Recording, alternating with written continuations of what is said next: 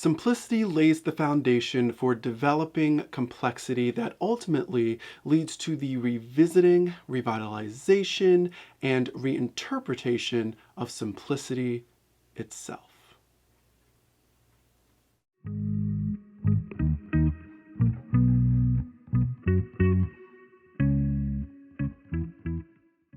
Imagine someone approaches you with eager and earnest delight about a bright idea that they came up with just last night. That bright idea being, if it's dark, it's in your best interest to acquire light. I know I would respond with pause at the obviousness of what they just said. I'd be waiting for them to continue their thought because they have to be building up to something, right? I wouldn't debate that this could possibly be a genuine discovery for them. Like, what's going on, right? I pose this scenario to begin examining our relationship with simplicity. Simplicity at its foundations acts as a springboard for the existence of complexity, ideally. And at its worst, simplicity tends to be blunt, brutal, and, if inconvenient, explicitly so.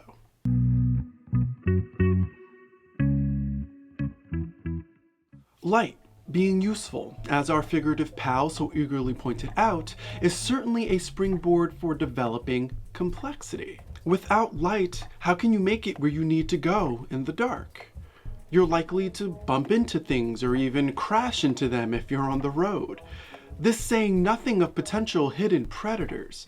With light, you can see and be aware of what's necessary. And that's information for successful traversing and safety. A springboard is how this makes way for symbolism and metaphor. Light reveals, like the sunlight, for example. Light rids us of certain dangers and ignorance. History demonstrates the use of the sun and its light as symbols for knowledge, power, safety, and truth. Value was also added to the symbol of light by way of comparing it to the symbology we've imbued darkness and its obvious inconveniences. Complexity at its foundations is apt to take simplicity for granted, as it integrates simple information into models of innate qualities of life. One example of this is symbology and metaphor, and the complex nature of poetic interpretation. Another example of this integration, as well as another springboard, is societal norms and systemic standards. Homes are not recognized as normal or even legally sanctioned without access to light. The same goes for headlights on a vehicle. You're reprimanded for driving without fully functional lights. Our simple concept becomes understood as innate thanks to integration, also known as evolution, progress from simple to complex. Without simplicity, we don't have access to the complex.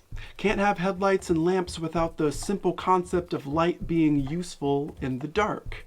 Can't spell words without the alphabet. Can't write a video essay without some central overt premise. Okay, so we've established that a simple concept transitioning into an innate concept can lead to the devaluing of that concept in hindsight. Like how we can feel humbled by the charm of a child stating something extremely obvious as if no one ever had that thought.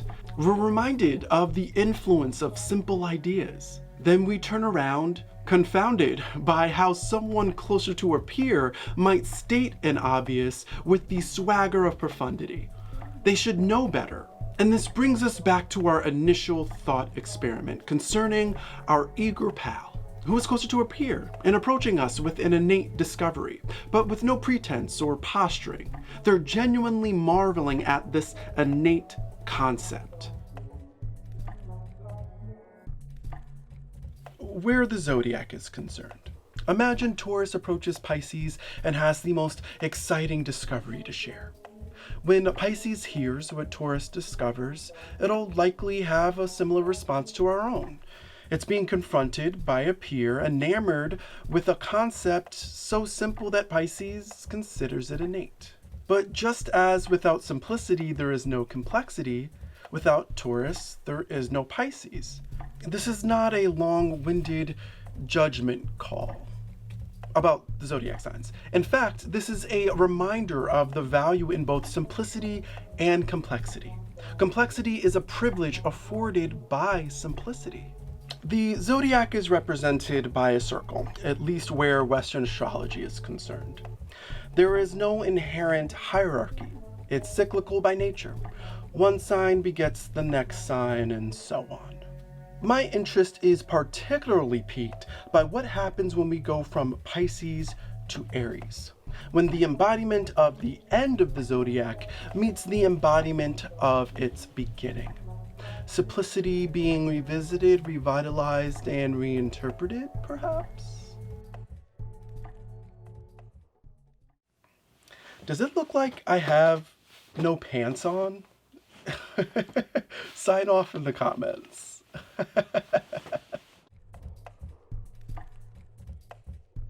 People began to realize that light was useful in the dark. Then they started doing something about that fact. Eventually came candles and candlesticks, then light bulbs, newfangled lanterns and lamps. Later, the colored bulbs and neon signs and lava lamps. More recently, we got motion sensor lights, clap lights and such. And most recently, we have lights you can control with your voice or your phone from anywhere in the world. New technologies allowed this simple idea to be revisited, revitalized, and reinterpreted, and vice versa. Are these developments comparable to the development of complexity in the way of symbology, metaphor, and poetry? Are these developments comparable to the cyclical nature imbued in the circle we recognize as the zodiac in Western astrology? On both fronts, I'd say yes. And if that's true, it's fair to say that it's also true that simplicity lays the foundation for developing complexity that ultimately leads to the revisiting, revitalization, and reinterpretation of simplicity itself. By the mere existence of a beginning that begets an end, applying the idea of evolved to a particular zodiac sign seems redundant. And to apply unevolved to any one zodiac sign seems by and large inappropriate. When you recognize the zodiac as a successive circle, the idea of evolution is wholesale implied. And that's why I hate debates about which sign is more or least evolved, or discussions framed by the dichotomy of an evolved versus unevolved expression of a sign. Yes, I am so petty that this entire video essay is a glorified why I hate blank video. And I'm aware of the irony that I reveal in it. And yes, this is what this entire series will ultimately be. Now get off my goddamn lawn.